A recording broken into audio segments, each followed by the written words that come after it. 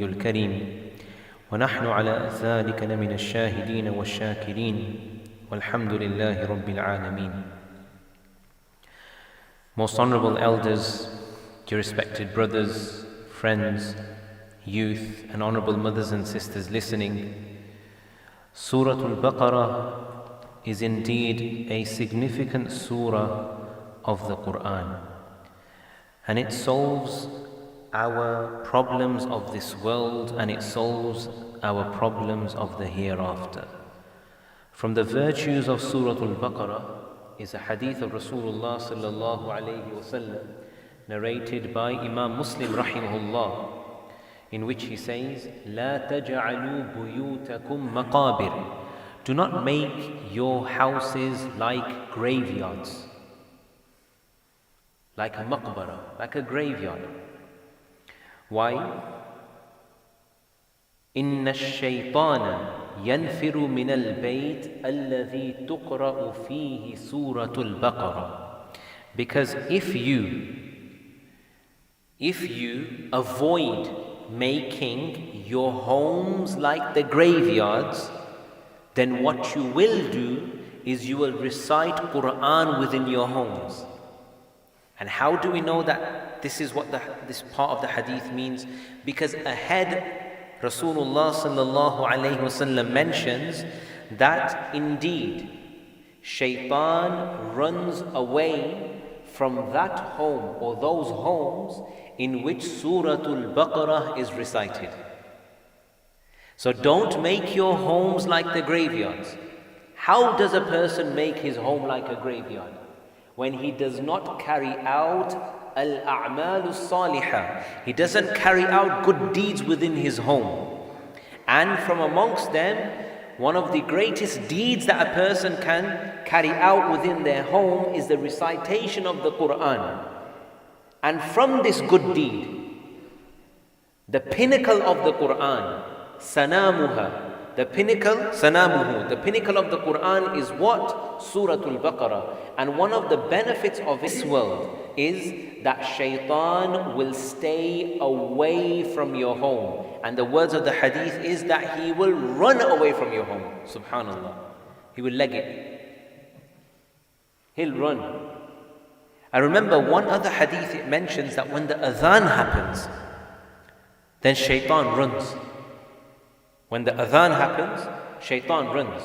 And here we're being told that Surah Al Baqarah also has that power that it can make Shaitan run.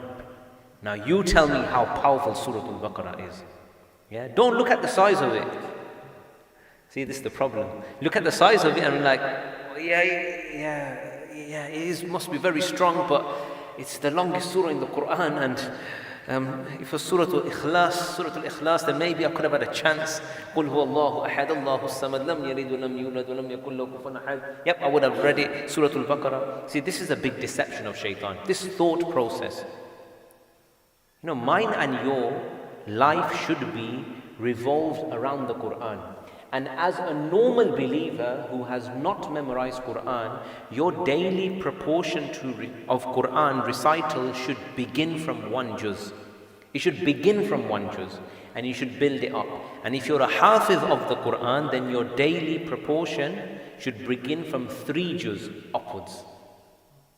Yeah, and this isn't my prescription, this is the prescription of the mashayikh of this day and age. So Surah Al Baqarah is not beyond a person to recite.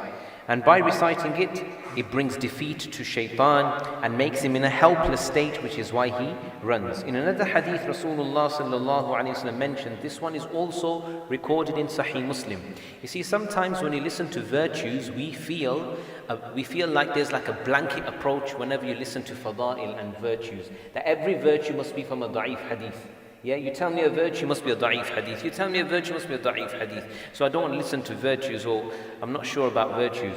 Yeah, but it's not like that. It's not like that. There are in the books of ahadith, you will find that there's a minimalist approach in terms of the wording of hadith in a book which is majority of authentic ahadith like Sahih Al Bukhari, Sahih Muslim, you'll find a minimalist approach in the wordings. Why? Because those are very well preserved words. Yeah, so they're the minimalist, and the little bit of details, etc., you'll find them as you go down the rankings of the hadith, yeah, regardless of which book they are in. So it doesn't mean that just because the virtue is from a book of hadith which is not Sahih Bukhari and Sahih Muslim, it means that this virtue doesn't exist at all for this particular thing. It doesn't mean that. Maybe the detail in the hadith is not there as it is in the Sahih hadith, but it doesn't mean that there's no virtue for that particular thing at all. And the ulama, meaning the muhaddithun, the scientists of hadith, they mention that as long as you've got a foundation, a Sahih hadith, you've got a foundation to build on, then the da'if hadith that come on top of it, it's okay. It's okay because it's supporting the main message, which is encouraging you to a particular action. May Allah subhanahu wa ta'ala give us the tawfiq. So in this hadith, Rasulullah sallallahu alayhi wa sallam mentions, اقرأوا القرآن فإنه يأتي يوم القيامة شفيعا لأصحابه. Read the Quran because it will come as an intercessor for its reciter on the day of judgment. The Quran will intercede. Allah will give it power to speak. اقرأوا الزهراوين, and read the two brightly illuminated chapters of the Quran, Al Baqarah wa Surah Al Imran. Read Al Baqarah, meaning Surah Al Baqarah and Surah Al Imran. This is two of the four verses, the four chapters, the four surah in the Quran that Rasulullah sallallahu alaihi wasallam himself named. So he named Surah Fatiha as well by calling it Al Fatiha. Yeah, Al-Fatiha. And then he said Al-Baqarah like this, Ali Imran, and even Al-Kahf as well. But he didn't name all the surahs. And then obviously the experts of hadith, the Sahaba radiallahu anhu ajma'een, they took the few and apart surah of the Quran that were named by Rasulullah sallallahu alaihi wasallam, and they tried to build a connection as to why would Rasulullah sallallahu alaihi wasallam name a surah by this name? How is this name relevant to this surah? And they looked at Kahf and they found, oh yeah, it talks about a cave story here, right? Okay. They looked at Ali Imran, oh yes, he mentions Ali Imran here. They looked at Baqarah, oh yeah, he mentions Baqarah over here.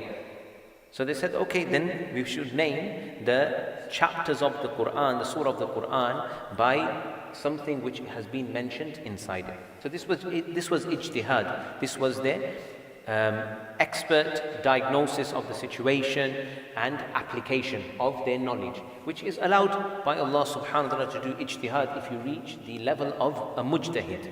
Yeah, and the Sahaba were mujtahideen, the greatest mujtahideen ever existed, because they learned directly from the teacher. Yeah, so they had all the permission to do so. Then Rasulullah sallallahu alaihi wasallam mentioned, فَإِنَّهُمَا, these two surah, Surah Baqarah and Surah Ali Imran, تَأْتِيَانِ يَوْمَ الْقِيَامَةِ كَأَنَّهُمَا غَمَامَتَانِ أو كَأَنَّهُمَا غَيَايَتَانِ أو كَأَنَّهُمَا فِرْقَانِ مِنْ طَيْرٍ صَوَافٍ. These two surah on the day of judgment shall come to you like two clouds hovering over you, or two shades, or two flocks of birds, meaning that it's going to be over you and it's going to be covering you and blocking you from something which is higher. What's higher? The sun. The sun. So regardless of whether it's clouds or it's a shade or it's flocks of birds, the point is that it's going to block you from the punishment of the heat and the rays of the sun on the day of judgment. Subhanallah. Surah Al Baqarah and Surah Ali Imran. فَإِنَّ أَخْذَهَا بَرَكَةً. If you take with you this surah, Surah Al Baqarah, then it is barakah for you. So Baqarah is barakah for you. Okay, I know you're going to get the qafs and kafs all wrong here, but we're just trying to tell you how it is. Rasulullah sallallahu alaihi wasallam said, "Tuhajjani an ashabihima." These two surah will plead for their companion on the day of judgment. اقرأوا سورة البقرة. Read Surah Al Baqarah. فإن أخذها بركة, because reading it is barakah for you. وتركها حسرة, and leaving it is only regret. You're going to regret it that you didn't read it in this world. وَلَا تَسْتَطِيعُهَا الْبَطَلَ. And sorcery cannot overpower Surah Al Baqarah. And sorcery cannot overpower Surah Al Baqarah. So first, the benefits of the hereafter were mentioned. Then the benefits of this world were mentioned. So benefits of Surah Al Baqarah are in both. Yeah, but don't fall into the trap that, we're just going to keep it playing in the background, in the house, and just keep it in the background, and then we'll get on with our cooking and talking and playing and watching football, and just keep it in the background. It'll do its job over there, and we can just carry on with our normal life. The Quran wasn't revealed to become a background noise. Yeah, look, the second verse here says, هُدًى لِلْمُتَّقِينَ. It was revealed for guidance for the believers. So sometimes, these are bad habits. So sometimes we go in the car and we say, for the sake of it, let's just play the Quran out loud. And I love this guy, he's got a beautiful voice. And at the same time, we're in our chips and our pizzas in the car, and the Pepsi's all over, and crisps and drinks, and that's all happening. And the Quran is playing as well. And sometimes we just put it onto our ringtone. So for example, this person is saying that I want the Quran as my ringtone. So shaitan has deceived him. Why? Because he's using the Quran as an alerting message, alerting ringtone, an alert for him, for some Bakr, Umar and Zayd who's going to call him. He's using the Quran, or Quran, just alert me when Umar wants to speak to me. They came to guide you, not alert you for somebody else in this world who wants to speak to you. And some people put the adhan on the ringtone. Oh, it's a beautiful adhan. Shaitan has deceived them as well. The adhan came to alert who? The believers, and bring them to what? Salah. And he's completely deceived by shaitan, thinking I'm doing a great thing by having the adhan on my phone is going to keep my iman fresh and etc. He's absolutely misusing something. We should not fall into the trap of shaitan. In Sunan al-Tirmidhi, there's another hadith narrated by Abu Hurairah radiyallahu ta'ala anhu, in which he says, لِكُلِّ شَيْءٍ سَنَامٌ. Everything has a peak, a pinnacle. وَإِنَّ سَنَامَ الْقُرْآنِ سُورَةُ الْبَقَرَةِ. And the peak and the pinnacle of the Quran is Surah Al Baqarah. King, rest at the top.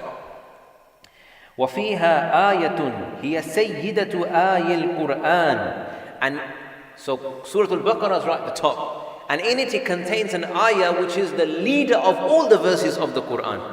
Leader of all the ayat of the Quran. And what is this? Ayatul Kursi. Ayatul Kursi. And another hadith narrated by Imam Bukhari and Imam Muslim rahimahullah. من قرأ بالآيتين من آخر سورة البقرة في ليلة كفتاه. The person who recites the very last two verses of Surah Al Baqarah at night, these two verses shall suffice him. Suffice him from all the dangers and the harms that could come to him in the night, specifically shaitan, and your bad dreams, because shaitan is the one who's going to bring those bad dreams. So these two verses will suffice for you. So we should teach our children these last two verses of Surah Al Baqarah as well. The way we teach them Surah Al Fatiha before they go to sleep, Ayatul Kursi before they go to sleep, the 4 Quls before they go to sleep. Teach them, meaning on rote. Say it to them, read with them these last two verses. And you can take support from the physical copy of the Quran first until you also learn it as well, because you should have it in your life as well. We'll do inshallah 2 more virtues, and then we'll see how we're doing for time. Another hadith narrated by Imam Tabrani rahimahullah, Abu Umama radiyallahu ta'ala anhu, he mentions that Rasulullah sallallahu alayhi wasallam said, من قرأ آية الكرسي في دبر كل صلاة مكتوبة لم يمنعه من دخول الجنة إلا أن يموت. The person who recites Ayatul Kursi after every salah, nothing is left as a barrier for him to enter Jannah except for death. Only death is stopping him from entering Jannah. Otherwise, the doors of Jannah are open for him. Subhanallah. This habit of reading the greatest verse of the Quran after every salah. And look over there. Is there any Ayatul Kursi there? Look there. Allahu la ilaha illa huwal hayyul qayyum, Ayatul Kursi over there. So we should make a habit of not only reading it because it's in front of us, but sometimes we are home, we're just, or at work, we can't get to a masjid, but we should try and uphold the azkar by memorizing them and reading them. In another narration by Imam Tirmidhi rahimahullah, Rasulullah sallallahu alayhi wasallam, he mentions, Inna Allah kataba kitaban قبل أن يخلق السماوات والأرض بألفي عام. Allah subhanahu wa ta'ala wrote a book. So he wrote something. And it's possible that he wrote this in a Lawh al-Mahfuz, in the preserved tablet, before creating the heavens and the earth. How many years before? 2,000 years before. He wrote something. أنزل منه آيتين ختم بهما سورة البقرة ولا يقرآن في دار 3 ليال فيقربها شيطان. And Allah subhanahu wa ta'ala, whatever He wrote there 2,000 years before creating the heavens and the earth, He revealed from it 2 verses as the last 2 verses of Surah Al Baqarah. So whatever He wrote there, 2 verses He took out of it and He made them the last 2 verses of Surah Al Baqarah. And these 2 are not read in a home for 3 nights, but that shaitan will never be able to come even close to that house. Subhanallah, subhanallah, subhanallah. May Allah subhanahu wa ta'ala first will give me, then the rest of you, the ability to act upon what has been said. We have some time left. Yeah, okay, inshallah, we have 3-4 minutes before our 20 minutes. 3-4 minutes. So let's inshallah say something else over here as well. Surah Al Baqarah, it's long. Surah Al Baqarah contains a very nice story inside it as well, besides other things as well. So many people are deceived by shaitan that when they read Surah Al Baqarah, they read it to learn a story. Whereas Surah Al Baqarah shouldn't be read to learn a story, but it should be read with an emotion of fear. Now let me tell you why. So the mindset that we should have when we read Surah Al Baqarah is fear of Allah subhanahu wa ta'ala from becoming like 2 groups of people. So okay, which 2 groups are we talking about? We ask Allah subhanahu wa ta'ala in Surah Al-Fatiha, Ihdina as-sirata al-mustaqim. Allah, guide us to the straight path. Sirata al-ladhina an'amta alayhim. The path of those whom you have blessed. And not the path of 2 kinds of people. غَيْرِ الْمَغْضُوبِ عَلَيْهim. Not the path of those whom have earned your anger. وَلَا الضَّالِّينَ. And not the misguided people as well. Those that have earned your anger are the Jews. And those that have become misguided are the Christians. So we don't want to be from amongst them, Allah. We're asking you, we're pleading with you that keep us on the straight path of Islam and don't let us go into any extreme, because the extremes lead to either the current version of Christianity or the current version of Judaism. Meaning, either we don't care about your commands and we only care about our pride and ego, like the Jews, the Banu Israel. They said, oh, why did the final prophet come from Ismail alayhi salam's lineage? And why didn't it come from Ishaq alayhi salam's lineage? Because we're from Ishaq alayhi salam's lineage. Why didn't he come from here? And they had this enmity and hatred and jealousy. And because of that, they killed many prophets as well.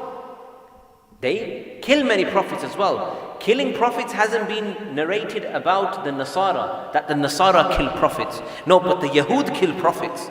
They kill prophets. They went into one extreme. They ignored the commands of Allah subhanahu wa ta'ala out of hatred, jealousy, and they built enmity against the final prophet and his followers.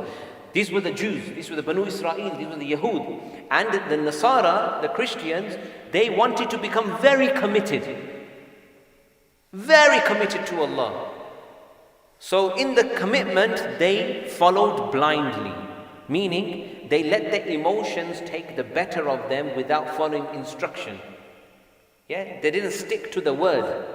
So the word was that Isa Ibnullah, Masih Ibn Maryam, that Isa alayhi salam is the son of Maryam. Maryam alayhi salam did not have a husband.